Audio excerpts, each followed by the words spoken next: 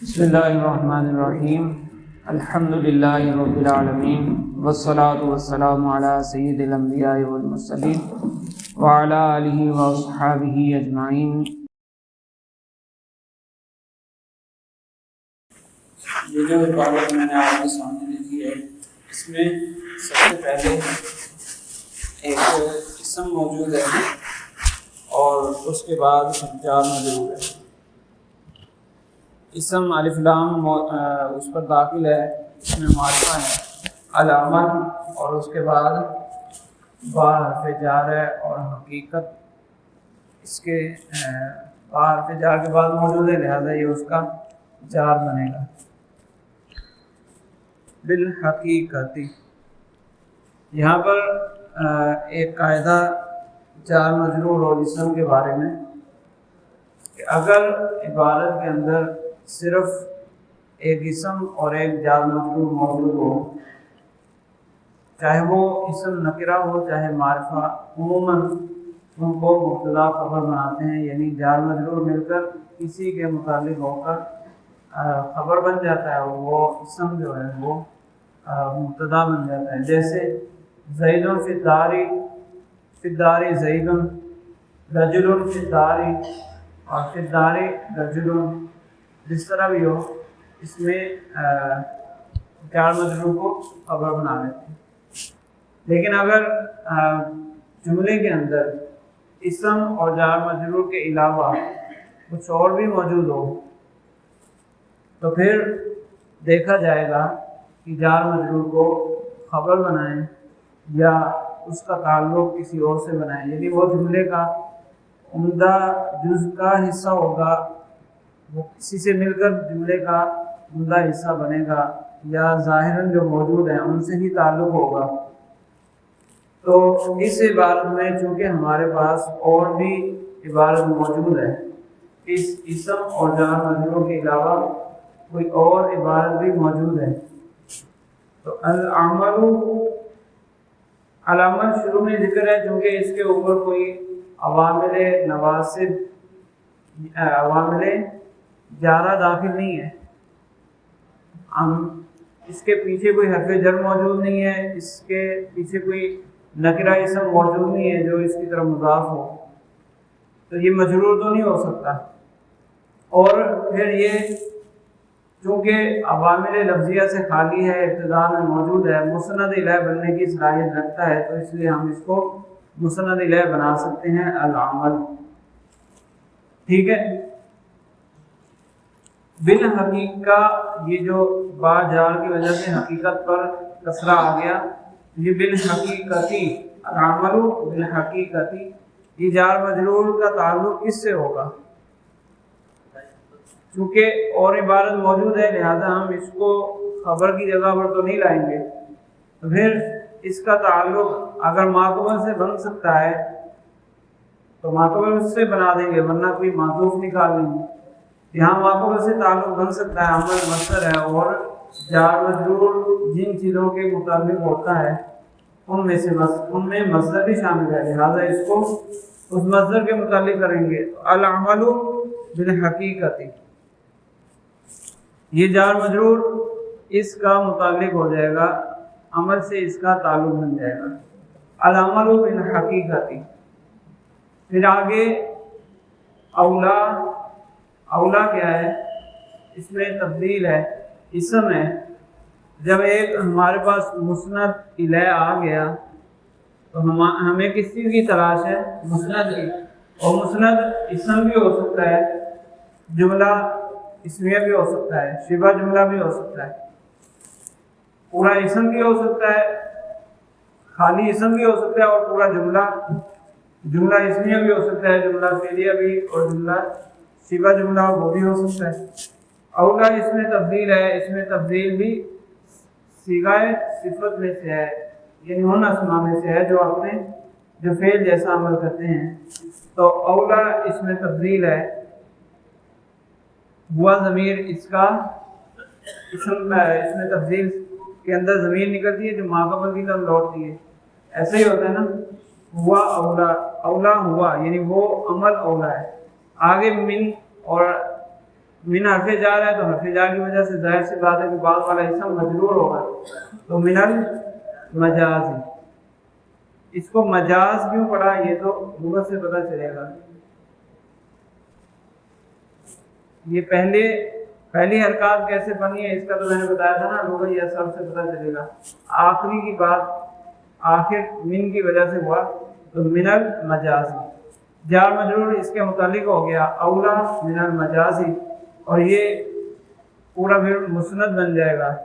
अब ये जुमला हमारे पास मुकम्मल हो गया, मुस्नद है और मुस्नद आ गए तो जुमला बन गया अल-अमलु बिल हकीकति औला मिनल मजाजी। अब तर्जुमा करना हो तो तर्जुमा करने में मैंने पहले आपको कहा था कि हम आहिस्ता आहिस्ता तर्जुमे को भी सीखेंगे। तो जी औला का हाँ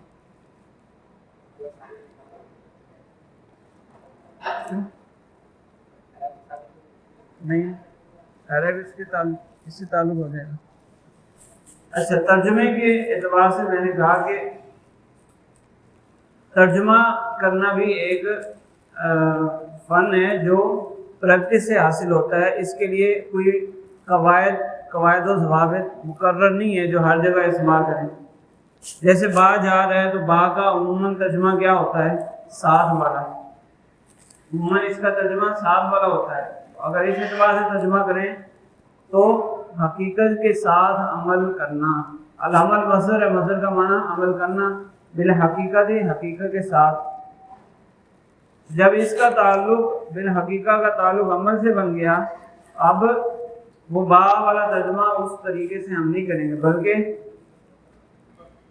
बा आपने सर्फ में ये भी पढ़ा, सर्फ के अंदर जब फ़ेल लाजिम और फ़ेल मुतअद्दी उसको पढ़ते हैं तो वहाँ ये भी बात होती है ना कि फ़ेल लाजिम को अगर मुतअद्दी बनाना हो, उसका मफ़ूल लाना हो या मजबूर का सीगा लाना हो तो कैसे लाते हैं? हर्फ जार के ज़रिए। यानी वो मफ़ूल ही होता है, बस वास्ता हर्फ जार का होता है। जैसे जानी ज़ैनुन, जैसे जा ज़ैनुन और जा ज़ैनुन बि किताबिन। जा ज़ैनुन ज़ैद आया और जा ज़ैनुन बि किताबिन, इसका मतलब है ज़ैद किताब लाया। अब बा का तर्जुमा तो नहीं आया इसके अंदर, वो मुहावरतन जो तर्जुमा होता है, बा मुहावरा तर्जुमा होता है, वो यही बनता है कि ज़ैद किताब लाया। इसी तरह यहाँ पर भी फिर तर्जुमा क्या होगा? हकीकत पर अमल करना। हकीकत के साथ अमल करना नहीं, हकीकत पर अमल करना। ये कैसे समझ आएगी? ये बार बार प्रैक्टिस करने से ही समझ आएगी कि तर्जुमा किस तरह करना है। तो हकीकत पर अमल करना मजाज से बेहतर है। अच्छा, मज़ीद तर्जुमा अच्छा बनाने के लिए बाज़ मज़ूफ़ात निकालने पड़ते हैं।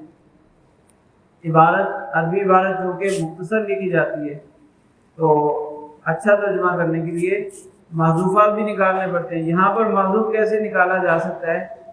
क्योंकि पीछे अल-अमल बिल हकीकत ही आया था, ये हो गया अफजल। इसमें तब्दील जहाँ इस्तेमाल होता है वहाँ एक अफजल होता है और एक मफजूल होता है। तो ये हो गया अफजल और ये मफजूल है, तो मफजूल और अफजल दोनों अलग अलग हो गए बिल्कुल।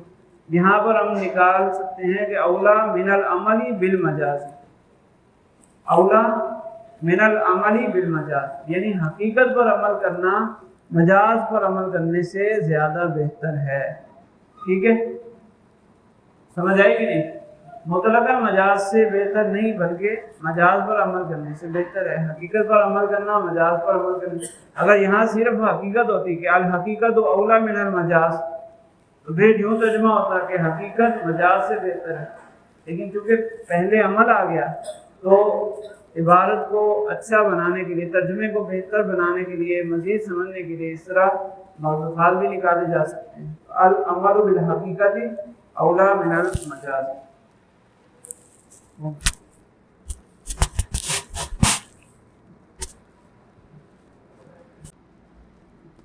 इसके बाद ये इबारत है, इसमें शुरू में जो इज़ा मौजूद है, ये कौन सा लफ्ज़ है? جی اسماء شرطیہ میں سے ہے، اور اس کے بعد اسماء شرطیہ میں سے اذا ہے، تو اس کے بعد کیا لفظ ہے؟ اس میں کون سا لفظ ہے؟ یہ فعل ہے، لیکن اس کون سا فعل ہے؟ فعل ماضی صیغہ واحد مؤنث غائب، یعنی وجدت مجہول کا صیغہ اذا وجدت۔ اب یہ کیسے پتہ چلے گا؟ ویسے اس میں احتمال کتنے ہیں؟ اذا وجدت، وجدت اور وجدت اور وجدت، وجدت، کئی احتمال ہو سکتے ہیں، لیکن کون سا احتمال زیادہ بہتر ہے اس کو سیاق و سباق سے معلوم کرنا پڑے گا۔ اگر وجدتا کریں تو بھی ٹھیک ہے، اذا وجدتا۔ جب قواعد بیان کیے جاتے ہیں تو اس میں عموماً طالب علم کو مخاطب کیا جاتا ہے، طالب علم کو مخاطب کر کے کہا جاتا ہے کہ جب تم اس چیز کو دیکھو تو پھر یوں کر دو، اگر یوں دیکھو تو یوں کر دو۔ مخاطب جو ہوتا ہے وہ طالب علم ہوتا ہے۔ اگر وجدتا کہیں تو بھی ٹھیک ہے، اور دوسرا احتمال وجدت، اگر وجدت بنائیں اس کو جو آپ لوگوں نے کہا، تو یہ کون سا صیغہ بنے گا؟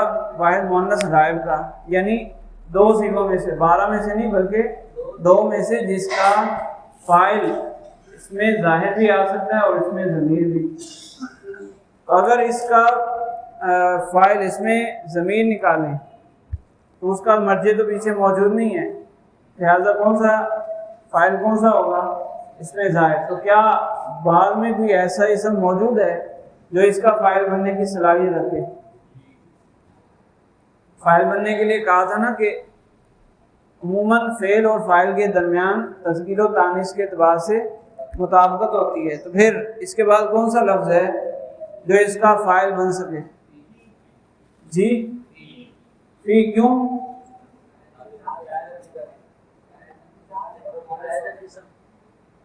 نہیں، تذکیر و تانیث کے اعتبار سے کہہ رہا ہوں، تذکیر و تانیث کے اعتبار سے مطابقت ہے۔ کچھ کہہ رہے ہیں، کچھ کہہ رہے نہیں ہیں، جو کہہ رہے ہیں وہ ان کی دلیل کیا ہے؟ اچھا، اور شاہ صاحب لفظوں میں مطابقت نہیں اس میں، یہ اگر ہو تو یہ میں نے اس کے ساتھ قوم میں اسی لیے لگائے تھے کہ یہ حرف جار نہیں ہے، یعنی بطور جار استعمال نہیں ہوا یہاں پر، بلکہ بطور اسم استعمال ہوا ہے، یعنی اس شکل استعمال ہوئی ہے۔ تو تمام حروف آپ نے پڑھا تھا کہ تمام حروف مؤنث ہوتے ہیں، حروف سارے کے سارے مؤنث ہوتے ہیں، تو فی بھی حروف جارہ میں سے ہے نا، ایک ہے فی ہم استعمال کر لیتے ہیں، لیکن جب حروف جارہ گنواتے ہیں، حروف جارہ کتنے ہیں؟ 17، اس میں فی آتا ہے یا نہیں؟ جب 17 کے اندر فی موجود ہوتا ہے اس وقت وہ ہر کسی کو جر دے رہا ہوتا ہے، اس وقت کسی کو جر تو نہیں دے رہا ہوتا، بلکہ کہتے ہیں ان 17 حروف میں سے ایک با ہے، دوسرا تا ہے، تیسرا کاف ہے، اس طرح گنتے ہیں تو وہ ایک نام ہوتا ہے۔ یہ سارے کے سارے مؤنث ہوتے ہیں حروف، تو یہ بھی مؤنث ہے، لہٰذا اس کو وجدت بھی پڑھ سکتے ہیں کہ فی اس کا فاعل بن جائے گا، ٹھیک ہے۔ اگر وجدتا بنائیں تو وجدتا ہو گیا مسند، وجدہ مسند ہے، اور تا جو علامت خطاب ہے اور اس کے اندر انت ضمیر وہ مسند ہے، یعنی مسند اور مسند ہے دونوں مل جائیں گے۔ اور اگر وجدت بنائیں تو وجدت، یہ ہو گیا مسند، اور فی مسند الہ ہو گیا۔ اب یہ آگے کیا ہے؟ لفظ، جی مفعول بھی ثانی اول کا ہے، وہ تو اس کا نائب فاعل بن گیا۔ جی میں نے کل پرسوں جو تمیز ہم پڑھ رہے تھے اس میں نے ایک قاعدہ بتایا تھا تمیز کی پہچان کے لیے کہ جب ایک چیز کے مختلف احتمالات ہوں اور ان میں سے کسی ایک احتمال کو متعین کر دیا جائے وہ بھی تمیز ہوتا ہے. تو فی کا آنا اس میں دو احتمال ہیں، لفظوں میں موجود ہو یا لفظوں میں موجود نہ ہو. تو اس معنی میں ہو، فی لفظوں میں ہو یا فی معنی میں ہو، دو احتمال ہے. ایک احتمال کو متعین کر دیا تو یہ کیا بن جائے گا پھر؟ تمییز. اذا وجدت فی لفظاً ہو جائے گا، تمجیز ہونے کی بنیاد پر منصوب ہو جائے گا. ٹھیک ہے، اذا وجدت فی لفظاً یہ مسند ہو گیا، یہ مسند الیہ، فی مسند الیہ ہو گیا، اور لفظاً یہ تو اسی کا تعلق بن جائے گا، یعنی فی پہلے ممیز ہوگا اور لفظاً اس کی تمجیز، اور یہ دونوں مل کر پھر مسند الیہ بن جائیں گے. ٹھیک ہے، پھر اس کے بعد ہے کانا افعال ناقصہ میں سے ہے. افعال ناقصہ کے بعد جملہ اسمیہ ہوتا ہے، یعنی اس کے بعد ایک اسم اور ایک خبر ہوتی ہے. اسم وہ فاعل کی طرح ہے اور خبر مفعول کی طرح. ہاں، تو کانا کے بعد ایک فاعل ہوتا ہے یعنی اسم ہوتا ہے جو فاعل کے مرتبے میں، اور ایک خبر جو عام فعل کے مفعول کی طرح ہوتی ہے. تو کانا چونکہ فعل واحد مذکر والا ہے، یعنی دو صیغوں میں سے ایک صیغہ ہے، تو اس کا جو اسم ہے یا جو اس کا فاعل ہے وہ لفظوں میں بھی ہو سکتا ہے اور ضمیر بھی ہو سکتی ہے. اس میں ظاہر بھی ہو سکتا ہے اور ضمیر بھی ہو سکتی ہے. تو اگر اس میں ضمیر نکالیں تو وہ نکلے گی ہوا.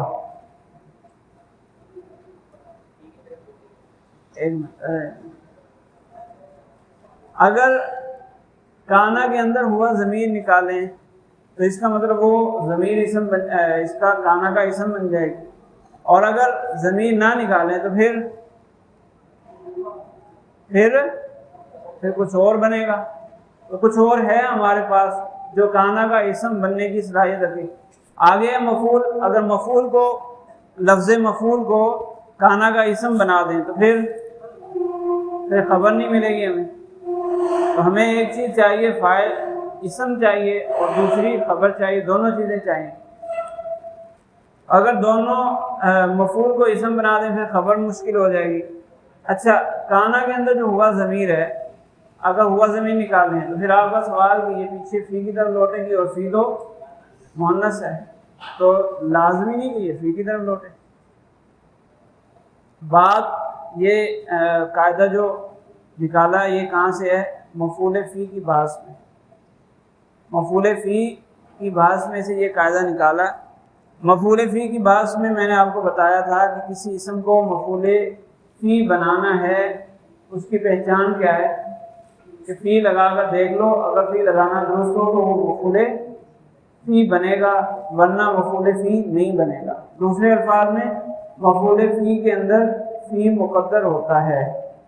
ٹھیک ہے، تو یہ بات اسی اسم کی چل رہی ہے، اس اسم کی جس کو ہم مفعول بنانا چاہتے ہیں یا مفعول بہ بنانا چاہتے ہیں یا مفعول فی بنانا چاہتے ہیں. کیا بنانا چاہتے ہیں؟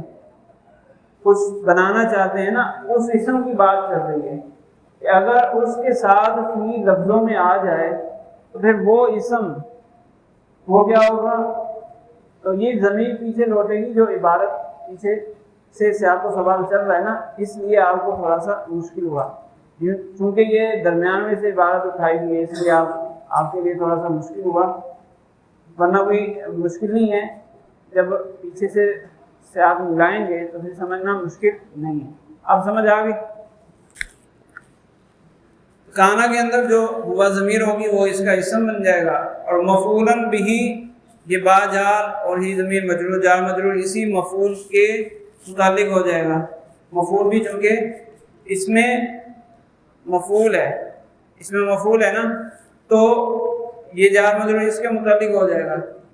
ٹھیک ہے، اور اس کے بعد کیا ہے؟ با حرف جار، واسطہ حرف اور الجر، تین حروف، تین اسماء ایک ساتھ جمع ہو گئے، ان میں سے دو پہلے نکرہ ہیں اور تیسرا معرفہ ہے۔ تو اس کا قاعدہ بھی میں نے بتایا تھا کہ ان کے درمیان اضافت پائی جاتی ہے، آپس میں تعلق اضافت والا ہوتا ہے۔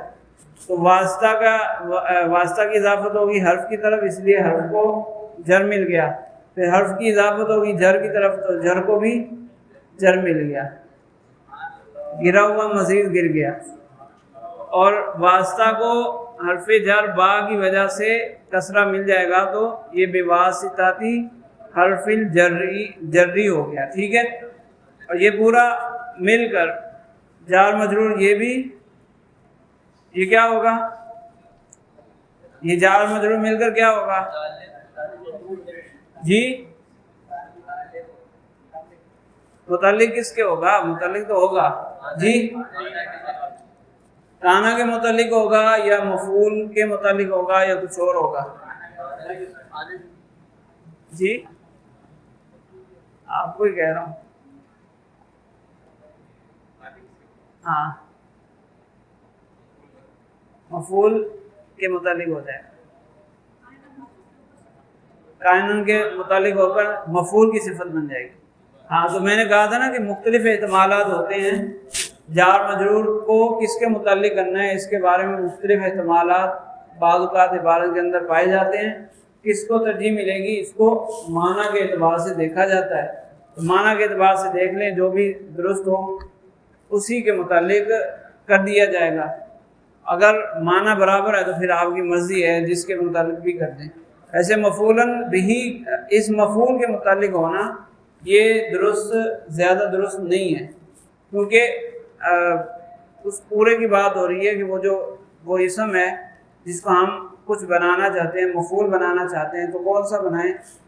کہہ رہے ہیں کہ اذا وجدت فی لفظ، جب فی لفظوں میں پایا جائے، لفظ فی لفظوں میں موجود ہو تو کانا مفعولاً بھی بواسطہ حرف الجری، وہ پھر حرف جر کے واسطے سے مفعول بھی بنے گا، حرف جر کے واسطے سے مفعول بھی بنے گا۔ جب لفظوں میں موجود ہو، کوئی بھی حرف جار لفظوں کے اندر موجود ہو، تو پھر ہم عام ترکیب کرتے ہوئے اس کو کیا کرتے ہیں؟ جار مجرور کو متعلق بنا دیتے ہیں فعل کا، لیکن وہ بعض اوقات مفعول بھی ہی ہوتا ہے۔ جیسے میں نے ابھی تھوڑی دیر پہلے مثال دی نا، جانی زید بکتاب، ہم ترکیب کرتے ہوئے، اس کی ترکیب کرتے ہوئے کیا کہتے ہیں؟ بکتاب جار مجرور جا کے متعلق ہوگا، ایسا ہی ہے نا، لیکن وہ مفعول بھی ہے، معنی کے اعتبار سے وہ مفعول بھی ہے، ٹھیک ہے۔ اسی طرح اگر فعل لازم ہے اور اس کے بعد ہم کوئی جار مجرور ذکر کر دیتے ہیں تو وہ مفعول بھی ہوتا ہے حرف جر کے واسطے سے۔ ترکیب میں اس کو مفعول بھی نہیں کہتے، لیکن معنی کے اعتبار سے وہ مفعول بھی ہوتا ہے۔ تو اسی بات کا ذکر کر رہے ہیں کہ مفعول فی میں بھی ایسا ہی ہے کہ اگر حرف جار فی آ جائے، فی حرف جار لفظوں میں موجود ہو، تو پھر اس کو مفعول فی نہیں بنائیں گے، بلکہ وہ مفعول بھی ہوگا، حرف جر والا مفعول بھی، ٹھیک ہے۔ سمجھ آ گئی کہ نہیں؟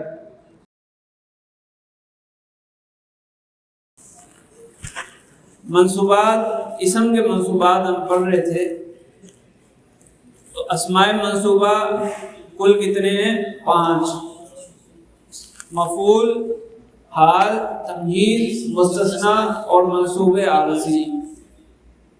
منصوب عارضی کو سب سے پہلے ہم نے پڑھا، پھر مفعول کے اندر جو 5 مفاعل ہیں، پانچوں کو دیکھا، پھر اس کے بعد حال اور تمییز، ان سب کو ہم نے دیکھ لیا تھا۔ مستثنی رہ گیا تھا، آخری منصوب وہ ہے مستثنی۔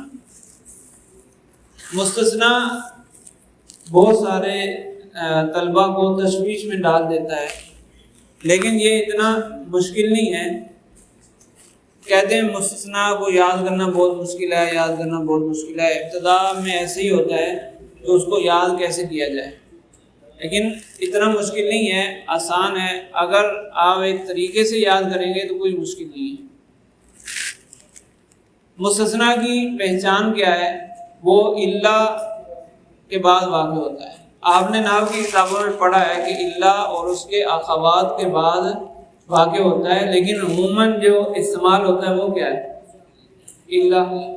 الا کے ساتھ دیگر جو الفاظ ذکر کیے جاتے ہیں نحو کی کتابوں میں وہ کثرت سے تو استعمال نہیں ہوتے، وہ کہیں کبھی زندگی میں 2-4 دفعہ آ گیا تو آ گیا، عموماً اس کا استعمال نہیں ہوتا۔ تو آسان پہچان کیا ہے؟ الا کے بعد حرف استثناء الا آئے گا تو پھر اس کے بعد مستثنیٰ پایا جائے گا۔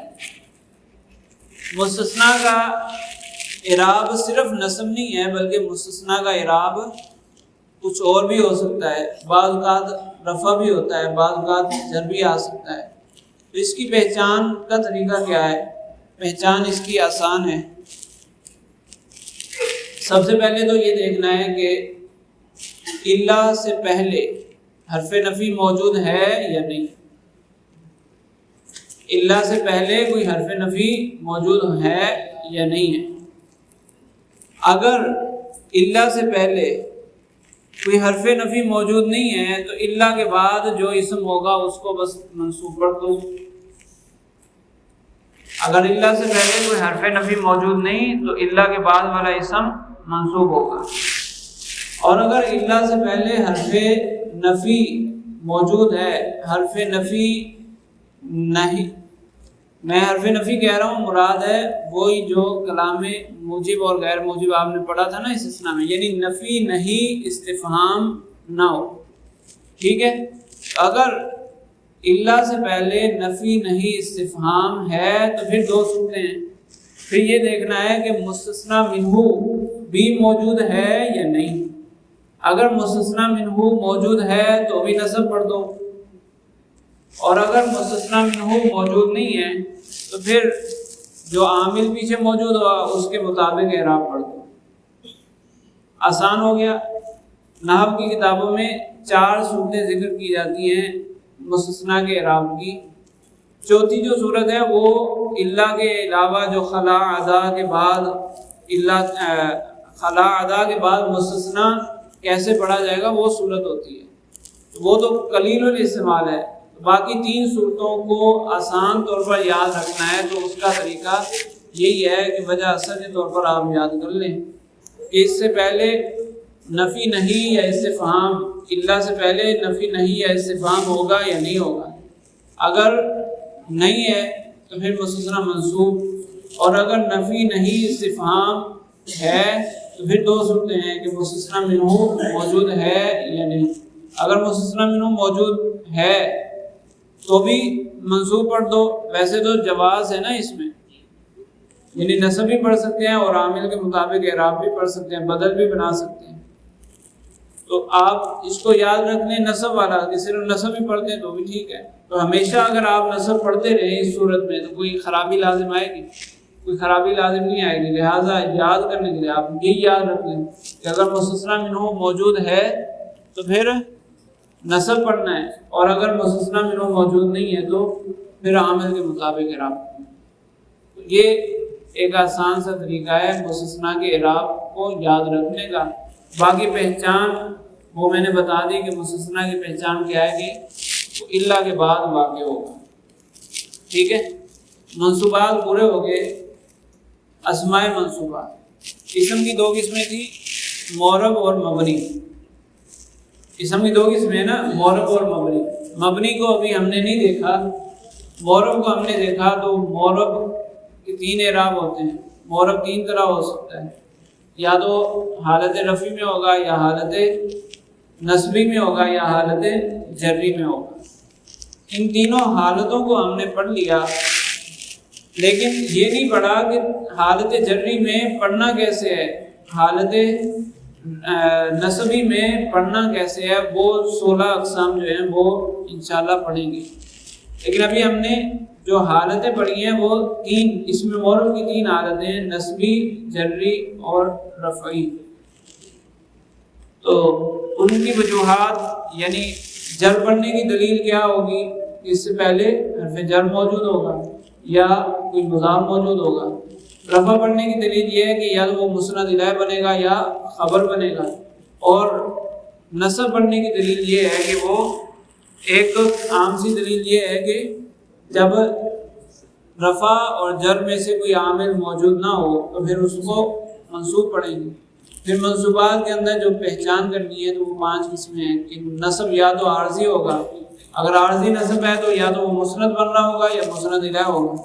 مسند الیہ ہی ہوں گے اور عارضی طور پر ان پر نصب آ گیا، یا پھر مفعول بن رہا ہوگا، یا پھر حال ہوگا، یا تمییز یا مستثنی. ٹھیک ہے.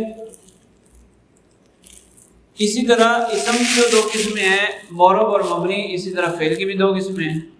حروف سارے کے سارے مبنی، اسم کی 2 قسمیں معرب اور مبنی، فعل کی بھی 2 قسمیں معرب اور مبنی.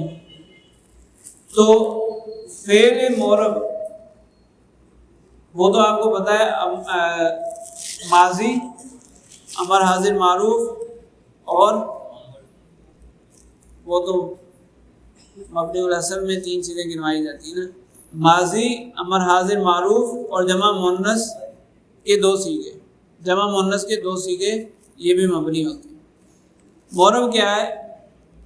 فعل کے اندر معرب کیا ہے؟ فعل مضارع کے 12 صیغے. فعل مضارع کے 12 صیغے یہ معرب ہوتے ہیں. تو جب فعل معرب ہے تو اس کی حالتیں بھی 3 ہیں، ایک حالت رفعی ہے اور ایک حالت نصبی ہے اور ایک حالت جزمی. حالت رفعی کیا ہے کہ جب عوامل لفظیہ سے خالی ہو، یعنی نواصب اور جوازم سے خالی ہو تو اس فعل کو حالت رفعی میں لائیں گے. فعل مضارع ہے، عوامل نواصب اور جوازم سے خالی ہے تو وہ حالت رفعی میں ہوگا. اور نواصب، نصب کب آئے گا؟ فعل حالت نصبی میں کب ہوگا؟ اس کے لیے بھی مختصر بات ہے. عوامل نواصب موجود ہوں گے، نواصب موجود ہوں گے یا عامل نصب موجود ہوں گے تو فعل منصوب ہوگا. وہ چند حروف ہیں، ان، لن، کئی، اذن. یہ 4 حروف نحو میں ذکر کیے جاتے ہیں، صرف میں بھی ذکر کیے جاتے ہیں. ان کی وجہ سے فعل مضارع کے 12 صیغوں پر نصب آ جاتا ہے. وہ نصب کیسے آئے گا وہ تو الگ بات ہے، لیکن وہ حالت نصبی میں ہوگا. وہ فعل مضارع حالت نصبی میں ہوگا. ان 4 حروف میں سے بھی ان، لن، کئی، اذن، ان میں سے بھی 2 کثرت سے استعمال ہوتے ہیں اور 2 استعمال بہت کم ہوتے ہیں. ان ناصبہ اور لن ناصبہ یہ دونوں کثرت سے استعمال ہوتے ہیں، لیکن کئی اور اذن یہ انتہائی کم استعمال ہوتے ہیں. بس 2 کی پہچان کر لیں تو بھی آپ کی عبارت حل ہو جائے گی. کہیں کہیں آئے گا تو وہ معلوم کیا جا سکتا ہے. کئی اور اذن کبھی کبھی آئے گا نا تو اس کو وہاں پر غور و فکر کر کے پہچانا جا سکتا ہے. زیادہ ذہن میں رکھنے والی چیز وہ کیا ہے؟ ان اور لن، یہ 2 حروف ذہن میں رکھنے ہیں.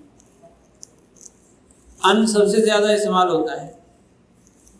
اچھا، ان پھر 2 طرح استعمال ہوتا ہے، کبھی ان لفظوں میں موجود ہوتا ہے اور کبھی ان مقدر ہوتا ہے. دونوں کو ان مصدریہ بھی کہتے ہیں. اسی ان کو ان مصدریہ بھی کہتے ہیں. ان ناصبہ بھی ہے اور ان مصدریہ بھی ہے. یہ کیا کرتا کیا ہے؟ یہ اپنے ماں بعد فعل کو مصدر کے معنی میں کر دیتا ہے. یعنی فعل موجود تھا، فعل جب موجود ہو تو وہ ترکیب میں پھر کیا بنتا ہے؟ اپنے فاعل سے مل کر یا نائب فاعل سے مل کر جملہ فعلیہ خبریہ بنتا ہے. لیکن اگر کہیں مقصود جملہ لانا نہ ہو، اگر کہیں مقصود جملہ نہ ہو، مفرد مقصود ہو، تو پھر ان مصدریہ داخل کر دیتے ہیں. ان مصدریہ کی وجہ سے وہ پورا جملہ جو تھا وہ مفرد بن جاتا ہے، کیونکہ ان نے اس فعل کو مصدر بنا دیا. جب مصدر بنا دیا تو اب جملہ نہ رہا. ٹھیک ہے. اس لیے ان کا استعمال وہیں پر ہوتا ہے جہاں مفرد کی ضرورت ہو.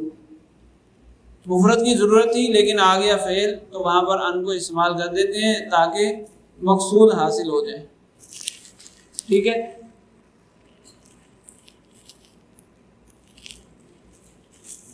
تو یہ 4 حروف ہو گئے جو فعل مضارع کو نصب دیتے ہیں.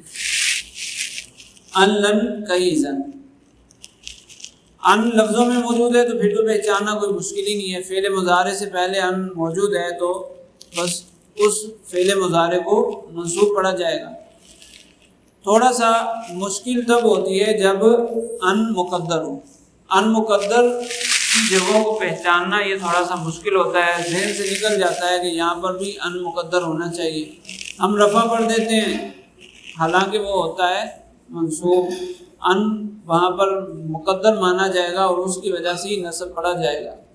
تو وہ جگہیں کون سی ہیں جہاں ان مقدر ہوتا ہے؟ وہ جگہ یاد ہے کسی کو؟ جی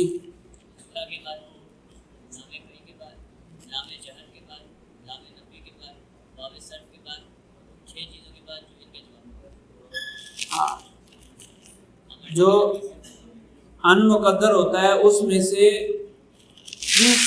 کچھ کثیر الاستعمال ہیں اور کچھ قلیل الاستعمال ہیں۔ کثیر الاستعمال کون کون سی ہیں؟ حتی ہے اور لامک ہے، حتی اور لامک ہے، اسی طرح واو اور فا، واو اور فا کے بعد جو ان مقدر ہوتا ہے وہ بھی کثیر الاستعمال ہے۔ سب سے پہلے حتی کے بعد ان مقدر ہوتا ہے، اس کی پہچان کیسے ہوگی؟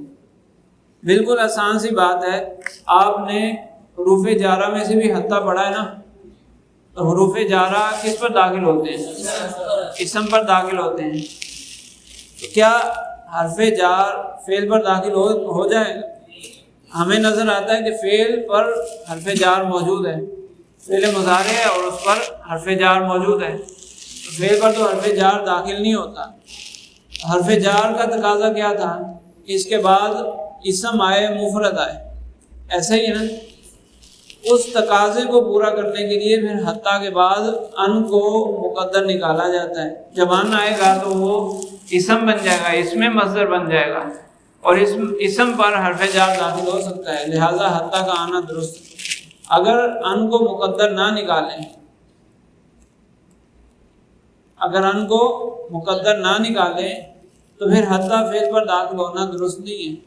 میں نے ابھی یہ بات کہی نا کہ ان ناصبہ وہیں استعمال کیا جاتا ہے جہاں ضرورت مفرد کی ہو، جہاں ضرورت اسم کی ہو اور آ جائے جملہ فعلیہ، وہاں پر ان کو استعمال کیا جاتا ہے۔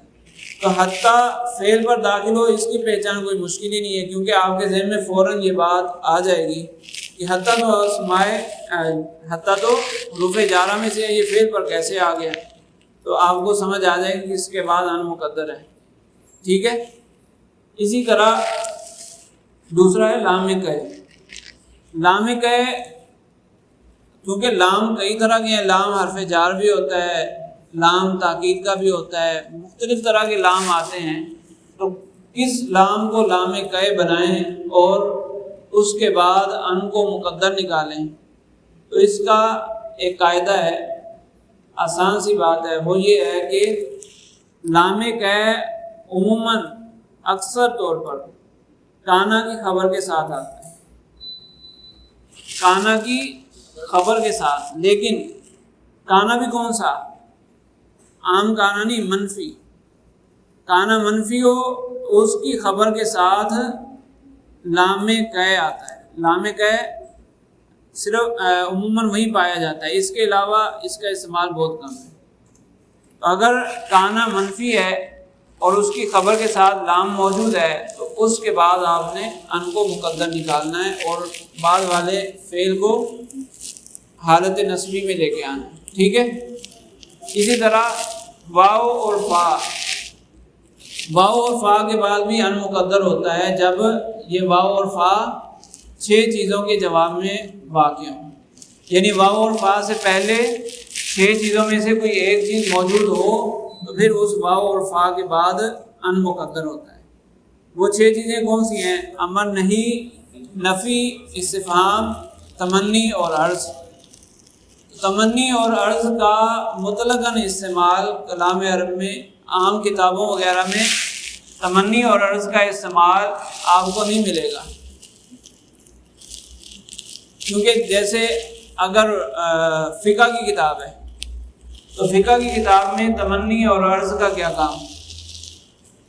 تمنی کا مطلب خواہش، عرض کا مطلب درخواست کرنا، تو فقہ کی کتابوں میں تمنی اور عرض تو نہیں ملیں گے، تو اس لیے امر، نہی، نفی اور استفہام، یہ 4 چیزیں کثرت سے عبارت میں پائی جاتی ہیں۔ ان کے بعد اگر واو اور فا موجود ہو اور اس کے بعد فعل مضارع ہو تو اس فعل مضارع کو منصوب پڑھیں گے، اس وجہ سے کہ اس سے پہلے ان مقدر ہوگا، ٹھیک ہے۔ تو ان کے مقدر کرنے کی جو کثیر الاستعمال جگہ ہو گئی وہ کتنی ہو گئی؟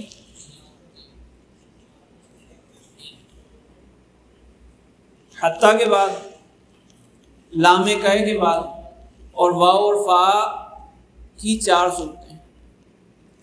یہ واو اور فا جب 4 چیزوں کے اعتبار میں ہو تو ان کے بعد پھر ان مقدر ہوگا۔